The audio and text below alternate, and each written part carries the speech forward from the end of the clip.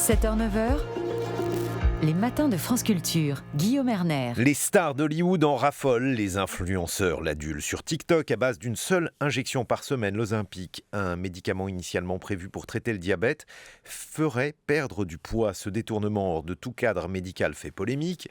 Ce médicament suscite de grands espoirs du côté du traitement de l'obésité. Comment fonctionne-t-il et comment mieux en encadrer les usages ?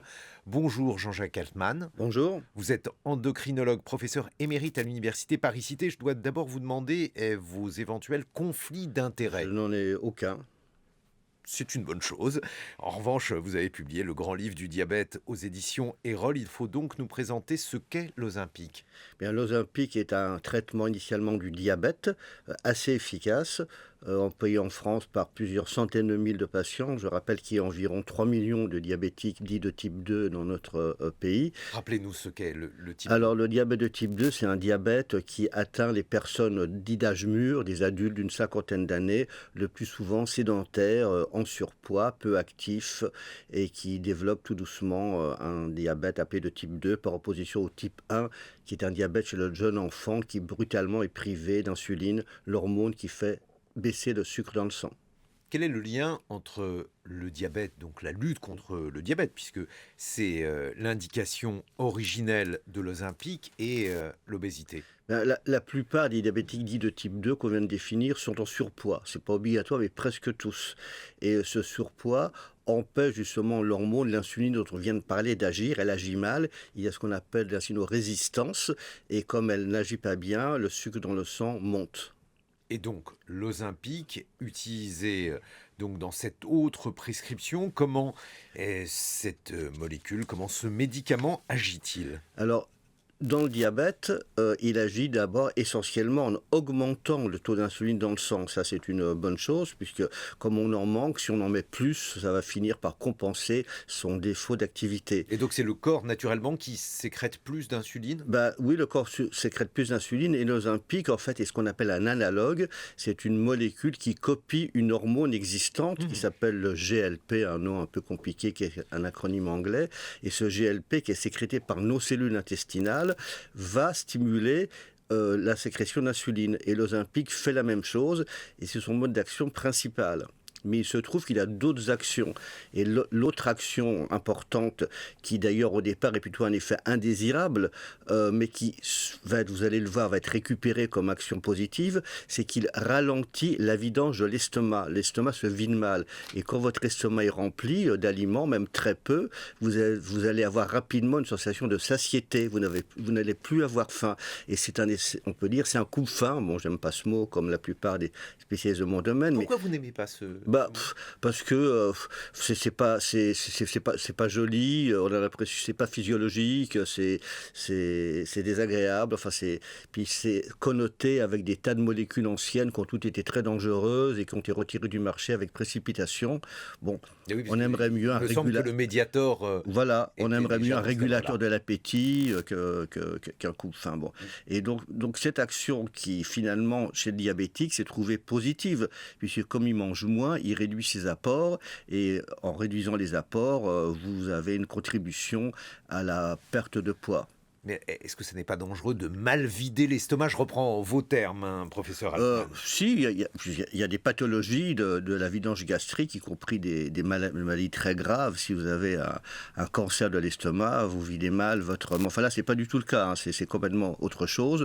La vidange est ralentie. Il y a d'autres molécules qui font ça. Il y a beaucoup de médicaments qui font ça, mais en général d'une manière marginale. Il y a des antihypertenseurs qui font ça. Et ça ne compte pas parce que c'est un effet très, très petit. Mais là, comme l'effet est majeur, ça finit par entraîner chez le diabétique des pertes de poids de quelques kilos. L'Ozempic est donc aujourd'hui très à la mode. Donc en fait, il donne une impression de satiété aux personnes qui en prennent, c'est ça, professeur ? C'est ça, oui. Oui, comme vous l'avez dit dans l'introduction, ça s'injecte une fois par semaine.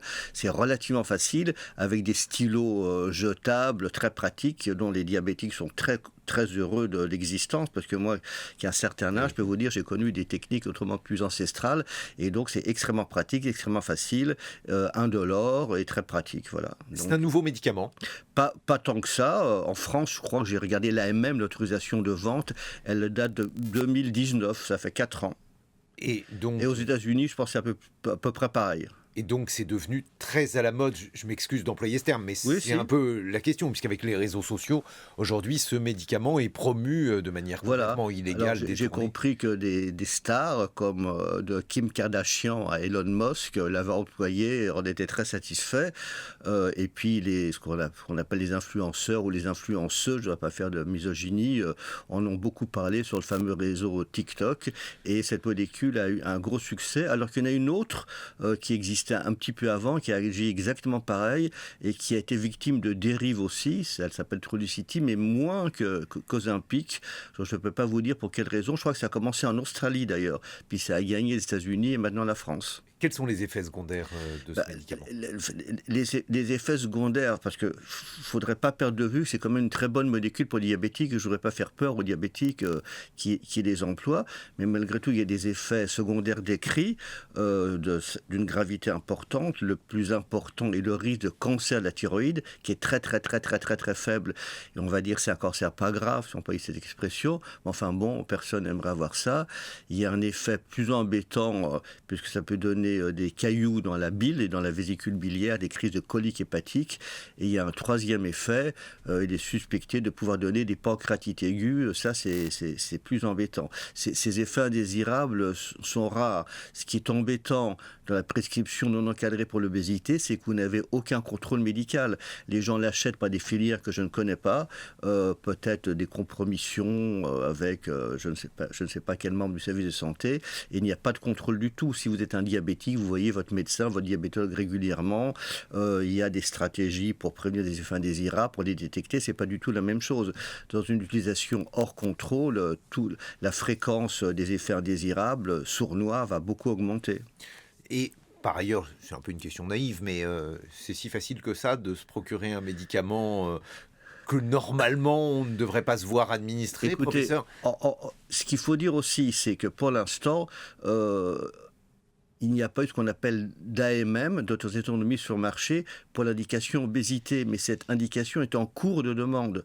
Pour l'instant, vous avez uniquement une indication pour le diabète de type 2. Et oui, parce que dans The Economist, il y a 10 jours, il y avait justement un gros dossier là-dessus, expliquant que l'obésité était évidemment un fléau et que pour le combattre, les laboratoires rivalisaient à la fois d'ingéniosité, que c'était un immense marché.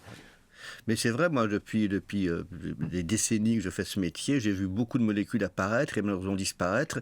Et vous disiez aussi dans votre introduction, enfin, le mot miracle, on n'aime pas beaucoup. En médecine, on préfère efficacité, opiniâtreté, succès, résultat. Mais c'est vrai que les contraintes, d'ailleurs, c'est un des effets indésirables, si j'ose dire, de l'Ozempic mal manié, c'est que vous pensez qu'il n'y a aucun effort à faire particulier pour maigrir. Or, ce n'est malheureusement pas vrai. Pourquoi ? Parce que vous devez avoir une hygiène de vie adéquate, mieux manger, ce qui ne veut pas dire mal manger et rien manger, faire l'activité physique est un bienfait pour tout le monde de 7 à 77 ans, et si vous pensez que vous n'avez plus du tout à faire ça et uniquement vous injecter un petit médicament que ça va se faire tout seul, franchement, c'est philosophiquement gênant, je pense. Merci beaucoup, professeur. Merci à vous. Je rappelle, Jean-Jacques Altman, que vous avez publié le grand livre du diabète, c'est aux éditions Erol.